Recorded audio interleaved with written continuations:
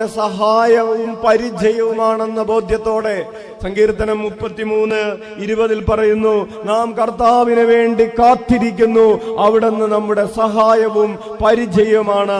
കർത്താവ് വരുന്നത് നിന്നെ സഹായിക്കാനും നിന്നെ സംരക്ഷിക്കാനുമാണ്. നിന്നെ സഹായിക്കാൻ നിന്നെ സംരക്ഷിക്കാൻ വരുന്നവനെ കാത്തിരിക്കുക. ഹല്ലേലൂയ. അവൻ വന്നു കഴിയുമ്പോൾ എന്ത് സംഭവിക്കും?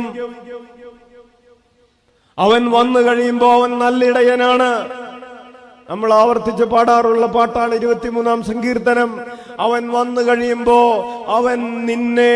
അവൻ എന്നെ പച്ചപ്പുൽമേടുകളിലേക്ക് നയിക്കും. അവൻ എന്നെ നിശ്ചലമായ തടാകത്തിലേക്ക് നയിക്കും. അവൻ എന്നെ സമൃദ്ധിയിലേക്ക് നയിക്കും. ഈശോ പറഞ്ഞു, ഞാൻ വന്നിരിക്കുന്നത് നിങ്ങൾക്ക് ജീവനുണ്ടാകാനും. യോഹന്നാൻ 10:10 ഞാൻ വന്നിരിക്കുന്നത് നിങ്ങൾക്ക് ജീവനുണ്ടാകാനും അത് സമൃദ്ധമായി ഉണ്ടാകാനുമാണ്. നശിപ്പിക്കാനല്ല, മോഷ്ടിക്കാനല്ല, കൊന്നുകളയാനല്ല. ഞാൻ വന്നിരിക്കുന്നത് നിങ്ങൾക്ക് ജീവനുണ്ടാകാനും അത് സമൃദ്ധമായി ഉണ്ടാകാനുമാണ്. ഹല്ലേലൂയ.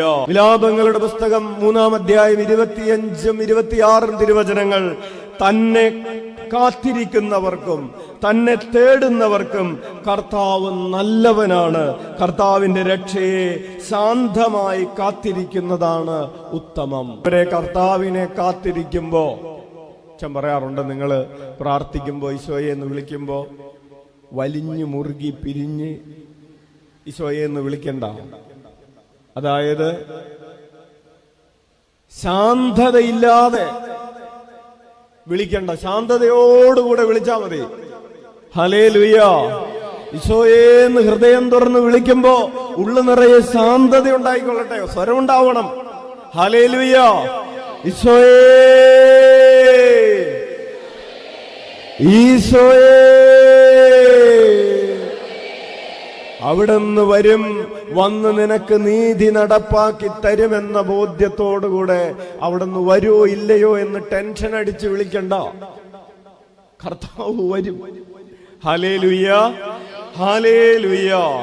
തന്നെ വിളിക്കുന്നവർക്ക് തന്നെ തേടുന്നവർക്ക് കർത്താവ് നല്ലവനാണ്. അപ്പോൾ ജ്ഞാനത്തിന്റെ ഒന്നാമത്തെ പടവെന്ന് പറയുന്നത് കർത്താവിന് വേണ്ടി ശാന്തതയോടെ കാത്തിരിക്കുക.